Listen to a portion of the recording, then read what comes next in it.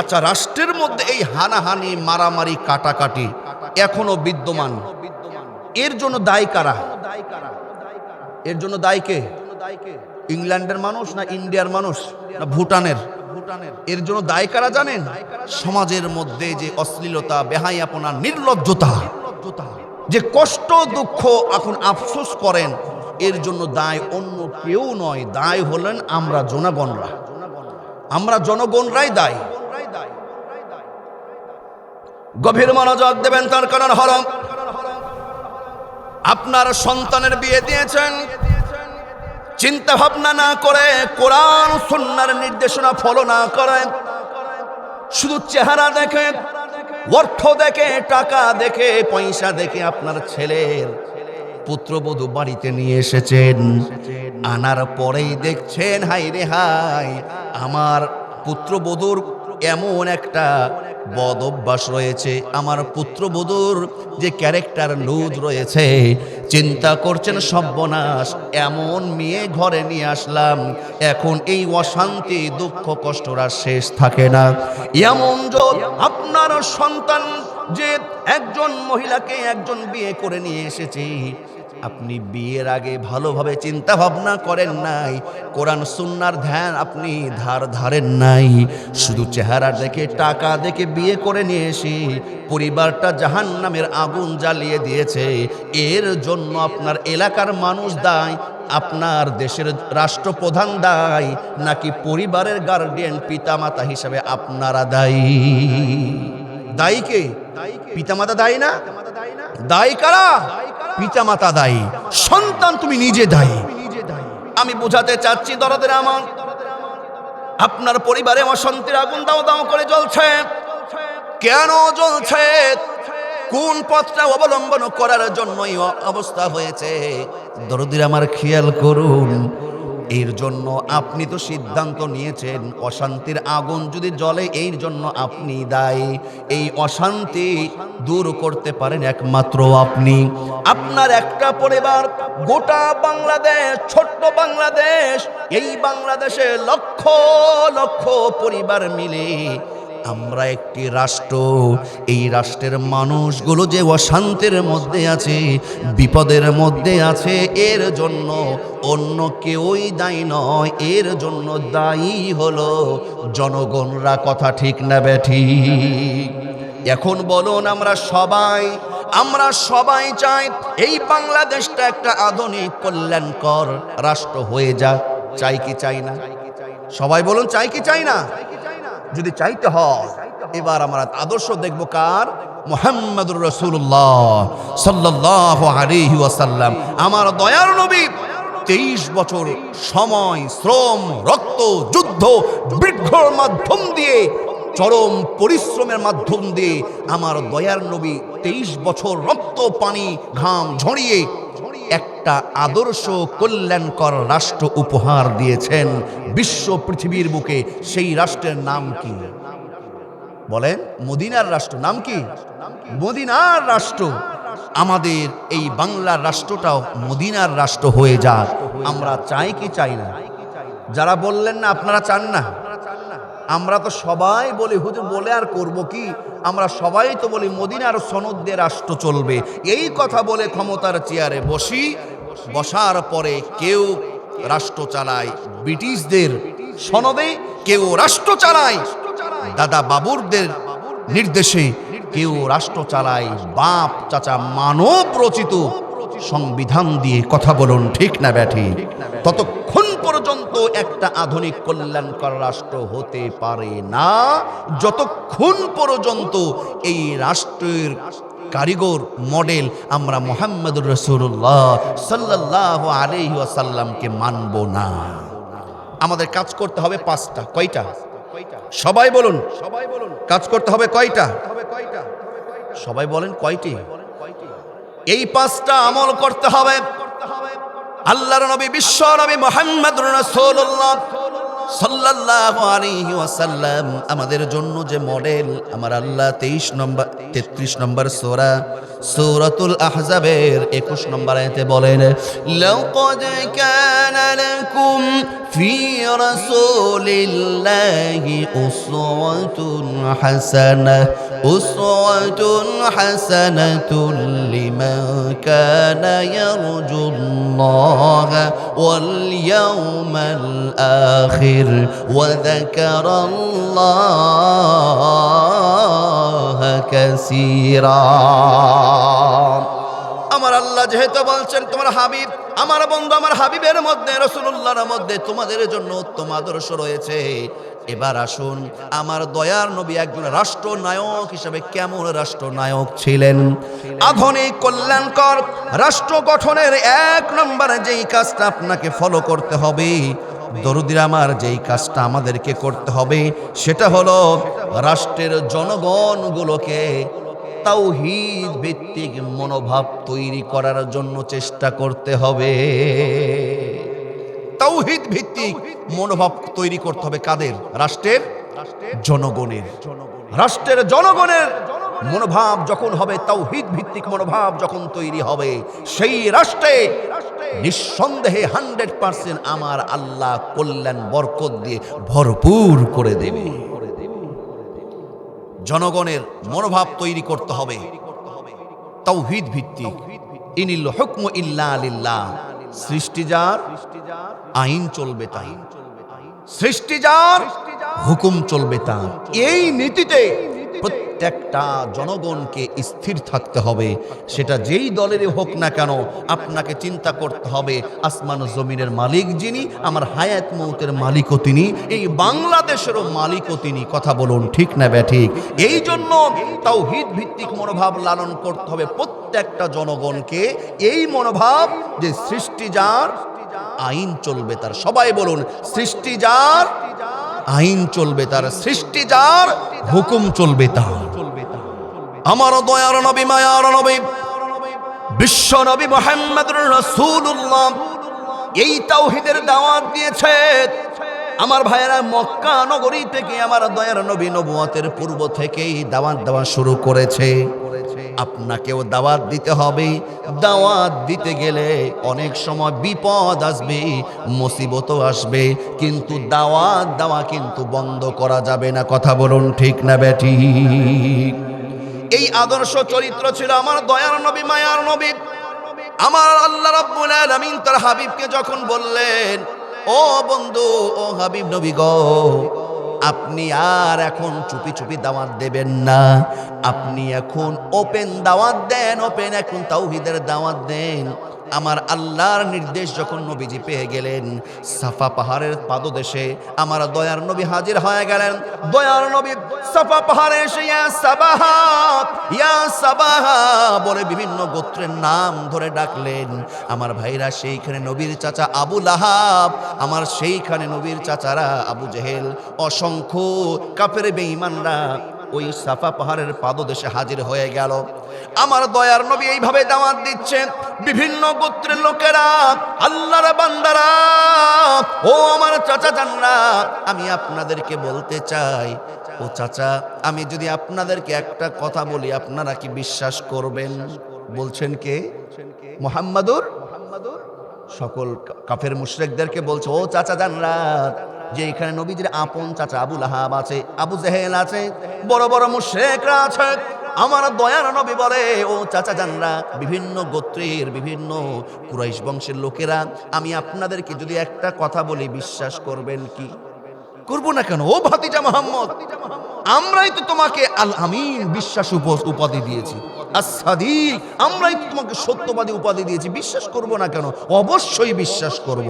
তো বলছে, ও চাচা জানরা, ওই পাহাড়ের ওই পারে এক শত্রুপক্ষ অপেক্ষমান, যে কোনো মুহূর্তে আপনাদের ক্ষতি করতে পারে, আপনাদের অ্যাকশন আসতে পারে, আপনারা কি বিশ্বাস করবেন? অবশ্যই বিশ্বাস করব।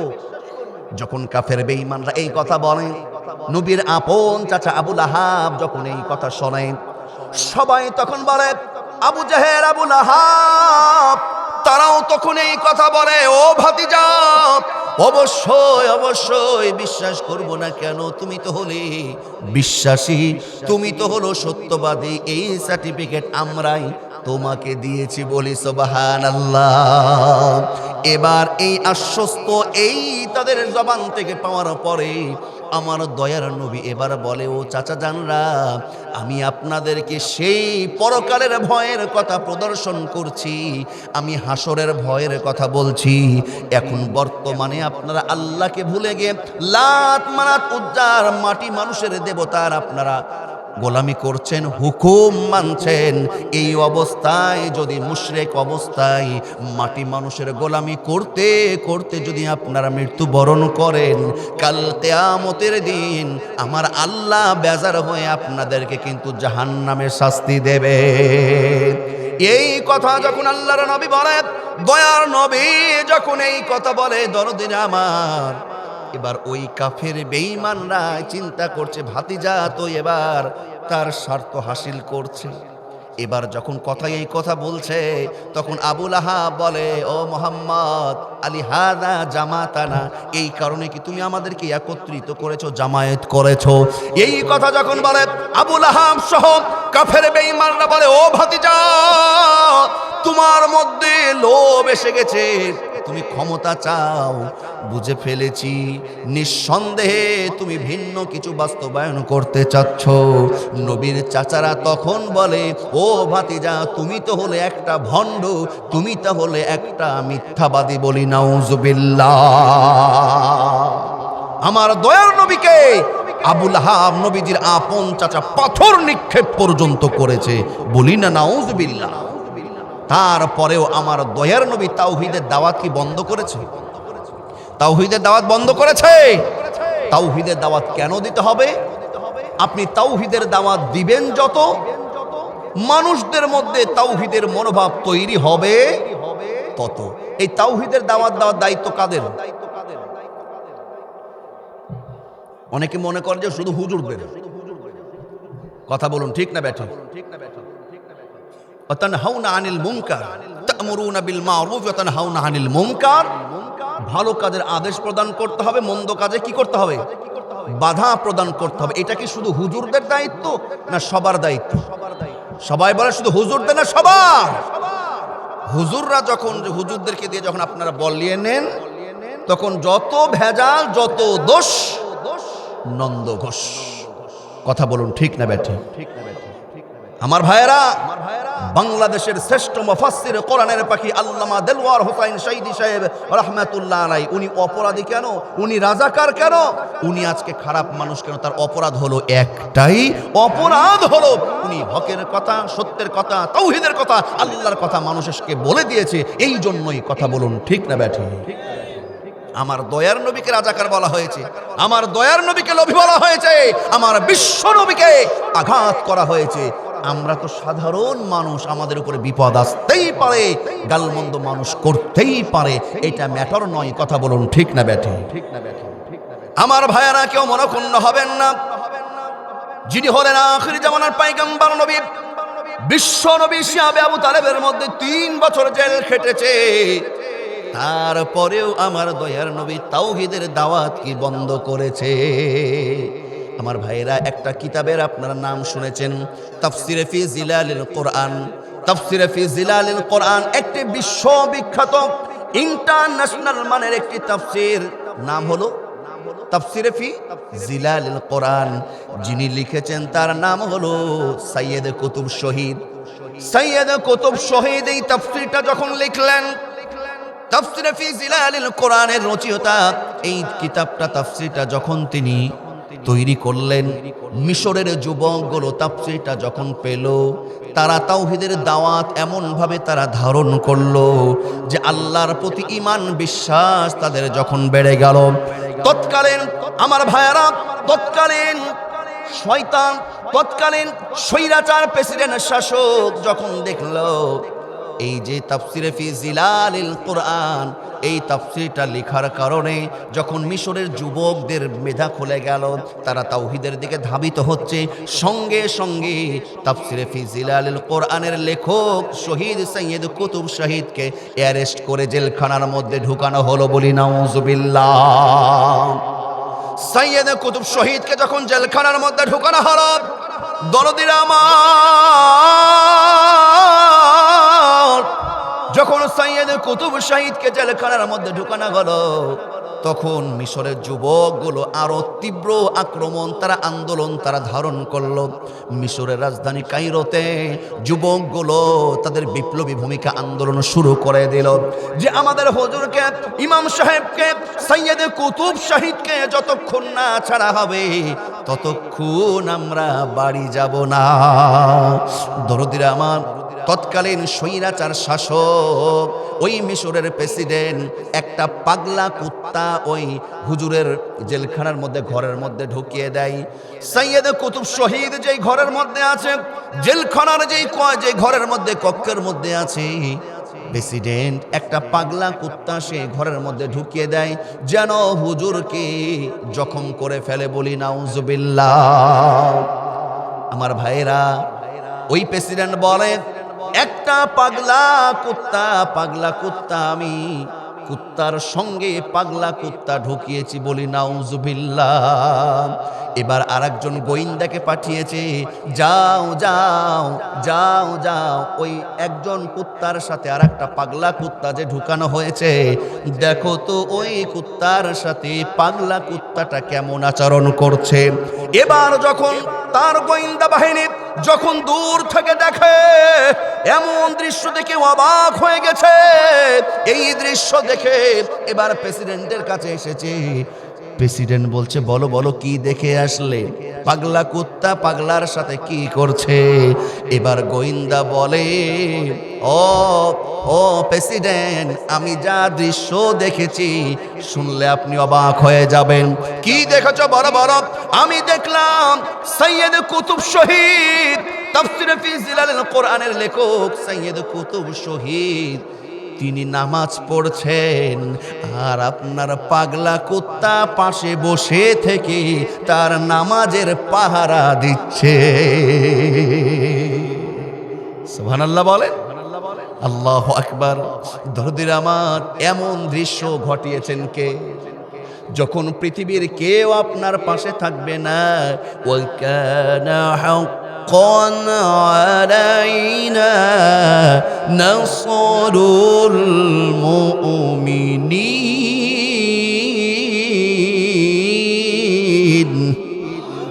মুমিনদের জন্য সাহায্যকারী হিসাবে আমার আল্লাহ যথেষ্ট হয়ে যায়। সৈয়দ কুতুব শহীদকে যেদিন ফাঁসি দেওয়া হবে, ফাঁসি দেওয়ার আগে জেলখানার নিয়ম হলো তাকে একটু পুত পবিত্র করে কালেমা পড়ানো হয়। জেলখানার তৎকালীন ইমাম সাহেব জেলখানার চাকরি করে। এবার ইমাম সাহেব এসে ওই ইমাম সাহেবকে, যিনি সরকারি চাকরি করেন, ইমাম সাহেব সৈয়দ কুতুব শহীদকে বলছে, ও হুজুর, ও ইমাম সাহেব, আপনি রেডি হন, আপনাকে ফাঁসিতে ঝুলানো হবে, তার আগে আপনাকে একটু কালেমা পড়াতে চাই। সৈয়দ কুতুব শহীদ বলে, ও হুজুর, আপনি আমাকে যে কালেমা পড়াতে এসেছেন, এই কালেমা আপনাকে আমার পড়ানো লাগবে না। তার কারণ এই কালেমার তাৎপর্য, কালেমার ভাব গাম্ভীর্য, কালেমার মর্যাদা আপনার চাইতে আমার আরো বেশি জানা। ও ইমাম সাহেব, যেই কালেমা আপনি আমাকে পড়াতে আসছেন, এই কালেমার জন্য সরকার আপনাকে বেতন দেয়। আর এই কালেমার ভাব গাম্ভীর্য, তাৎপর্য আমি মিশরের যুবকদের কলিজার মধ্যে ঢুকিয়ে দিয়েছি। এই কারণে আমাকে ফাঁসির মঞ্চে উঠতে হয়। মনে রাখবেন, পৃথিবীর সমস্ত আলেম, সমস্ত হুজুর কিন্তু খাঁটি আলেম নয়। কিছু আলেম যুগে যুগে ছিল, এখনো থাকবে, যারা স্বৈরাচার, যারা বাতিলের কাছেও টাকার জন্য বিক্রি হয়ে যাবে। কথা বলুন, ঠিক না ব্যাঠি? কোরআনের পাখি আল্লামা সাঈদী সাহেব, তিনি যদি একবার বলতেন, একবার যদি তিনি বলতেন, যে আমি আর রাজনীতি করব না, আমি আর রাজনীতি করব না, দেশ থেকে চলে যাব। আল্লাহি ওয়াল্লাহি যদি এই কথা বলতেন তাহলে এত তাড়াতাড়ি কোরআনের পাখি সাইদি সাহেবকে আমাদেরকে হারাতে হতো না, হয়তো তাকে ছেড়ে দিত। কথা বলুন ঠিক না ব্যাঠিক? ফ্যাসিস্ট স্বৈরাচার কোরআনের পাখি সাইদি সাহেবকে জেলখানার মধ্যে ঢুকে তার মুখটা বন্ধ করেছে, যে এই তোতা পাখি, এই টিয়া পাখি কথা বলে, সব ভালো মন্দর পার্থক্যগুলো করে দেয়, বরং ওকে আর দুনিয়া থেকে বেশি দিন বাঁচিয়ে রাখা যাবে না। কোরআনের পাখি সাইদি সাহেব জীবন দিয়ে প্রমাণ করেছে যে হকের উপরে টিকে থাকবো, ইমানের উপরে অবিচল থাকবো, প্রয়োজনে জেল খাটবো, ফাঁসির মঞ্চে উঠবো, শহীদ হব, কবরে যাব, বাতিলের কাছে কখনো মাথা নত করব না। কথা বলুন ঠিক না ব্যাঠি? আমার ভাইয়েরা, কোরআনের পাখি সাইদি সাহেবকে খুন করা হয়েছে। যারা বলে যে কোরআনের পাখি সাইদি সাহেব স্বাভাবিক মৃত্যুবরণ করেছে, আমরা বলতে চাই কোরআনের পাখি সাইদি সাহেব সাধারণ মৃত্যুবরণ করে নাই, বরং তাকে মেডিকেলি ডাক্তারি ষড়যন্ত্র করে ইনজেকশন পুশ করে সাইদি সাহেবকে খুন করা হয়েছে। কথা বলুন ঠিক না ব্যাঠি? আমার ভাইয়েরা, 50 বছর পরেও যদি আপনার বাবার বিচার হয়, কোরআনের পাখি সাইদি সাহেব আমাদের কলিজার মধ্যে মিশা আছেন। 100 বছর পরে হলেও সাইদির হত্যার বিচার বাংলার মাটিতেই হবেই হবে, হবেই হবে। কারা কারা দেখতে চাও? দুইটা হাত আমার আল্লাহকে দেখাও।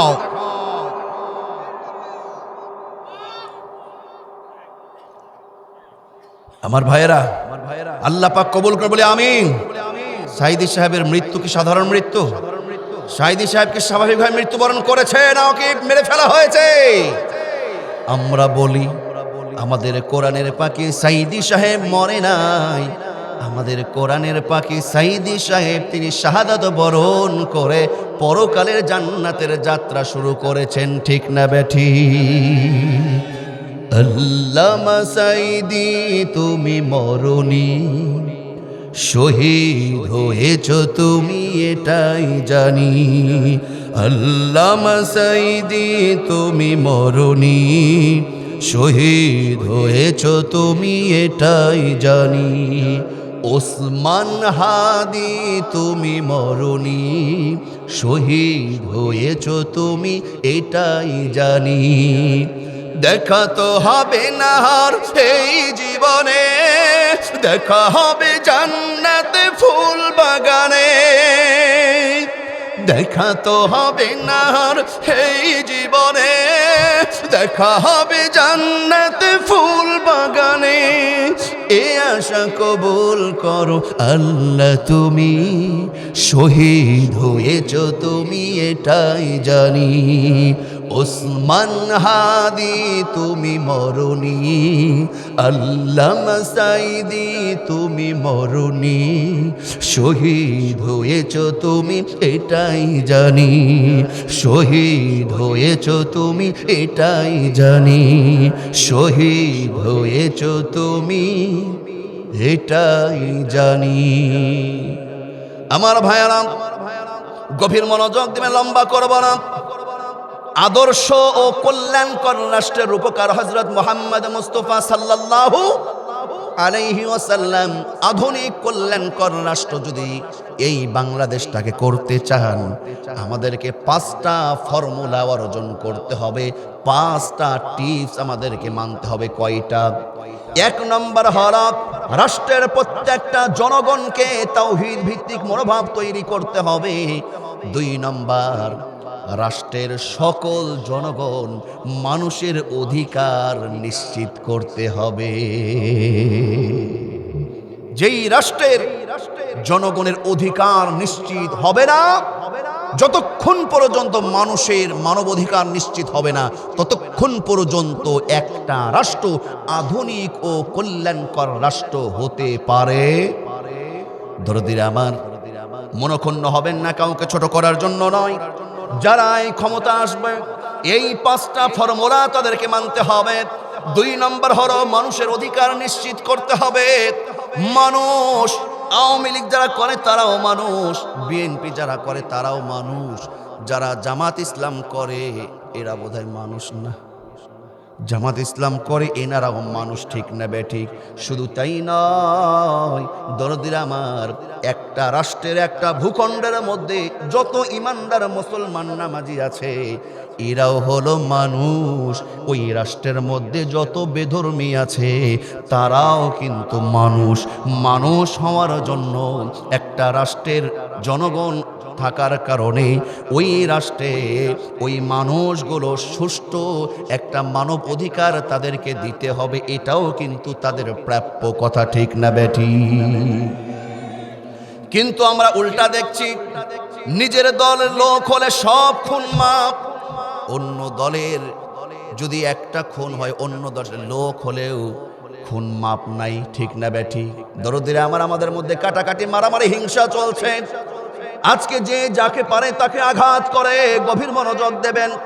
আল্লাহ পাক কি বলেন? মান কাতালা নাফসান বিগাইরি নাফসিন আও ফাসাদিন ফিল আরদি ফাকান্নামা কাতালান নাস জামিআ ওয়া মান আহইয়াহা ফাকান্নামা আহইয়ান নাস জামিআ। আল্লাহু আকবার। আমার আল্লাহ বলেন যে অন্যায়ভাবে কোনো মানুষকে খুন করলো, হত্যা করলো, সে যেন গোটা পৃথিবীর মানুষকেই খুন করলো। নাউজুবিল্লাহ বলেন। ওমান আহইয়াহা ফাকান্নামা আহইয়ান নাস জামিয়া। আর যে একজন মানুষের জীবনটাকে রক্ষা করলো, আল্লাহ বলছে সে যেন গোটা জাতির মানুষের জীবন রক্ষা করলো। বান্দার অধিকার, মানব অধিকারের কয়েকটা গুরুত্বপূর্ণ দিক আছে। মানুষের সম্মান নিশ্চিত করতে হবে, আইন বিচার সুষ্ঠু করতে হবে। সবচেয়ে গুরুত্বপূর্ণ হলো মানুষের অধিকার। জীবনটাকে কখনো নষ্ট করে খুন খারাপি করা যাবে? আল্লাহর নবী, দয়ার নবীর আদর্শ শুনুন। আমার দয়ার নবী মানুষের অধিকার কেমন ভাবে দিয়েছেন। আমার দয়ার নবী সাহাবীদের সামনে দাঁড়ানো, দরদির আমার, একটা ইহুদির লাশ নিয়ে যাওয়া হচ্ছে। ইহুদির লাশ দেখে আমার দয়ার নবী স্টপ হয়ে যায়। ইহুদির লাশ দেখে আমার দয়ার নবী থেমে যায়। সাহাবীরা বলে, ইয়া রাসূলুল্লাহ, ইয়া হাবিবাল্লাহ, আপনি কেন দাঁড়িয়ে গেলেন? আপনি কেন থেমে গেলেন? ওটা তো ইহুদির লাশ। আমার দয়ার নবী বলে, সাহাবীরা রে, আমি তাকে সম্মান করলাম, আমি দাঁড়িয়ে গেলাম। সে ইহুদি হতে পারে কিন্তু সে তো আল্লাহর মানুষ, ঠিক না ঠিক? দুই নম্বর হল আধুনিক কল্যাণকর রাষ্ট্র তখন হবে একটা রাষ্ট্রের ধর্ম, বর্ণ, দল, মত নির্বিশেষে ওই রাষ্ট্রের সকল জনগণের অধিকার নিশ্চিত যখন হবে, কথা ঠিক না বেঠিক? এবার আসুন তিন নম্বর হল, তিন নম্বর যে কাজটা করতে হবে সেই কাজটা হলো, আমার ভাইরা, একটা আধুনিক কল্যাণকর রাষ্ট্রের একটা গুরুত্বপূর্ণ অংশ হলো ওই রাষ্ট্রে ন্যায় নীতিবান ইনসাফ ভিত্তিক বিচার প্রতিষ্ঠা করতে হবে। ইনসাফ বিচার আছে আমাদের মাঝে? সবাই বলে আছে। ন্যায় নীতিবান বিচার করতে হবে। আমার দলের জন্য যেমন বিচার, অন্য দলের জন্য তেমন বিচার। আমার দলের জন্য যেমন ফাইসালা, অন্য দলের জন্য ঠিক তেমনই ফাইসালা করতে হবে। আমার পরিবারের জন্য, আমার স্ত্রীর জন্য, আমার সন্তানদের জন্য যেমন বিচার, একজন রাষ্ট্রনায়ক হিসাবে আপনি এমপি, মন্ত্রী, চেয়ারম্যান, মেম্বার, মেয়র হিসাবে সাধারণ জনগণকেও তেমন বিচার করতে হবে। কথা বলুন, ঠিক না বেঠি? কথাটা আমার নয়, আল্লাহ রাব্বুল আলামিন বলেন, ইন্নাল্লাহা ইয়া'মুরুকুম আন তু'আদ্দুল আমানাতি ইলা আহলিহা ওয়া ইযা হাকামতুম বাইনান নাস আন তাহকুমু বিল আদল। আমার আল্লাহ বলছেন, তোমরা যার যার আমানত তাদের আমানতটা পৌঁছিয়ে দাও। ওয়া ইযা হাকামতুম বাইনান নাস আন তাহকুমু বিল আদল। আর মানুষের মধ্যে যখন বিচার করবে, মানুষের মধ্যে যখন ফাইসালা করবে, তখন আদল অর্থাৎ ভিত্তিক বিচার করার দরকার আছে না নাই? দলদের আমার কুরাইশ বংশের মাখজুম গোত্রের একটা নারী চুরি করলো। আস-সারিকু ওয়াস-সারিকাতু ফাকতাউ আইদিয়াহুমা। ইসলামে কোরআনে চুরির বিচার হলো কি? হাত। সবাই হাত কি করা? হাত কেটে দেওয়া। মাখজুম গোত্রের এক নারী যখন চুরি করলো, আমার দয়ার নবী এখন বিচার করবেন। যখন বিচার তিনি করবেন, সবাই ভয় পেয়ে গেছে, সম্ভ্রান্ত একটা গোত্রের নারী চুরি করেছে, এখন তার হাত কেটে দেওয়া হবে। নবীজিকে রিকোয়েস্ট করা হলো, নবীজিকে জানানো হলো, ইয়া রাসূলুল্লাহ, বড় একটি পরিবার ইনসাফ, বড় একটি পরিবার মাকসুম গোত্রের নারীর যদি হাত কেটে দেওয়া হয়, আমাদের দলের জন্য, মুসলমানদের জন্য একটা খারাপ দিক হতে পারে। নবী গো একটু দেখেন না, তাদের বিচারটা একটু হালকা করা যায় কিনা। এই কথা যখন সাহাবীরা বলে, আমার দয়ার নবী এক ধমক মেরেছে। আমার দয়ার নবী বলে, ও সাহাবীরা শোনো শোনো, তুমি কি বলতে চাও? ইনসাফ ভিত্তিক বিচার হবে। এই মাকজুম গোত্রের নারী সে তো চুরি করেছে, তার হাত কেন কাটবো না? ওয়াইমুল্লাহি লাউ আন্না ফাতিমাতে বিনতে মুহাম্মদ সারাকাত লাকাতাতু ইয়াদাহা। আমার দয়ার নবী বলেন, আল্লাহি ওয়াল্লাহি ওয়াল্লাহি, আল্লাহর কসম, এইখানে মাকজুম গোত্রের নারী না হয়ে আমি মুহাম্মদ, আমার মেয়ে যদি ফাতেমাও হতো, ফাতেমার হাতটাও কেটে দিতে আমি একটুও চিন্তা করতাম না। আল্লাহু আকবার বলো। ইনসাফ কাকে বলে? ন্যায় বিচার কি আমাদের সমাজে আছে? সমাজে বিচার আছে? যদি চুরি করার জন্য হাত কেটে ফেলা হতো, আমার ভাইয়েরা, বাংলাদেশের বিগত সমস্ত নেতা মন্ত্রীদের হাত এখন কেটে ফেলা হতো। কথা বলুন ঠিক না বেঠি? একটা হাত যদি মিডিয়ার মাধ্যমে কেটে কোরআন দিয়ে বিচার করা হতো, 100 বছরেও রাষ্ট্রের সম্পদ চুরি করার ভূত ছুটে যেত। আমার ভাইয়েরা, সুষ্ঠু বিচার নাই, সুষ্ঠু বিচার আমাদের মাঝে নাই। তার কারণ সুষ্ঠু বিচার নাই, তার কারণ আজকে আমাদের বিচার ব্যবস্থাপনা সব কিছু টাকার কাছে বন্দী হয়ে গেছে। কথা বলুন ঠিক না ব্যাঠিক? আমার ভাইয়েরা, আমার বিশ্বাস, যারা হকের পক্ষে আছেন, কোরআনের পক্ষে আছেন, আপনারা আমার কথার সাথে একমত হবেন। আমাদের হাদি ভাই কোনো চোর ছিল না, বাটপার ছিল না। কথা বলুন ঠিক না ঠিক? ওসমান হাদিকে খুন করা হলো, তারপরে এখনো পর্যন্ত ওসমান হাদির বিচার এই বাংলা রাষ্ট্রে এখনো কায়েম হলো না। কথা বলুন ঠিক না ব্যাঠিক? আমরা আর বুঝতে বাকি রাখি নাই কাদের ইন্ধনে খুন করা হয়েছে, কোন দাদাবাবুদেরকে খুশি করার জন্য হাদি ভাইকে খুন করা হয়েছে। কিন্তু সুষ্ঠু বিচার যদি থাকতো, এই দেশটা যদি আসলেই স্বাধীন হতো, আমার হাদি ভাই কখনো খুন হতো? এই দেশটা যদি আসলেই স্বাধীন হতো, এতদিন পর্যন্ত হাদির আসামিকে আমাদের সামনে দাঁড় করানো হতো। কথা বলুন ঠিক না ব্যাঠিক? দরদিরা, আমরা মনে করেন হবেন না, এই বাংলাদেশে মুরগি চোরকে ধরা হয়, কুত্তার বিচার করা হয়, কুত্তা হারিয়ে গেলে, কুত্তাকে কেউ নির্যাতন করলে তার বিচার হয়। কিন্তু ইসলামের পক্ষে, হকের পক্ষে, ইনসাফ প্রতিষ্ঠার পক্ষে ওসমান হাদি ভাই জীবন দিয়েছে। ওই বাতিলের পা চাটার গোলামরা আমার ওসমান ভাইয়ের হাদির বিচার করতে তারা ব্যর্থ হয়েছে। কথা বলুন ঠিক না ব্যাঠিক? আমি এই আদমদিঘির হলুদ ঘর এই এলাকা থেকে উদারত আহ্বান জানাতে চাই, মিডিয়ার মাধ্যমে সারা পৃথিবী এই ভিডিওটা দেখবে। আমরা হাদি ভাইয়ের বিচার চাই। যারা হাদি ভাইকে খুন করেছে, আমরা আগামী 24 ঘন্টার মধ্যে হাদি খুনে আসামিকে আমাদের সামনে হাজির করতে হবে। কারা কারা চাও? আরেকবার দুইটা হাত আমার আল্লাহকে দেখাও। আল্লাহ পাক কবুল করুন, বলে আমিন। মনক্ষুণ্ণ হবেন না। আজকে হাদি হয়েছে, আমরা চুপ মেরে ঘুমাচ্ছি, কালকে আপনি খুন হবেন, আর একদিন আমার ভাই খুন হবে, পরের দিন বাবাজি খুন হবে, তারপরের দিন আমি খুন হবে। কথা বলুন ঠিক না ব্যাঠে?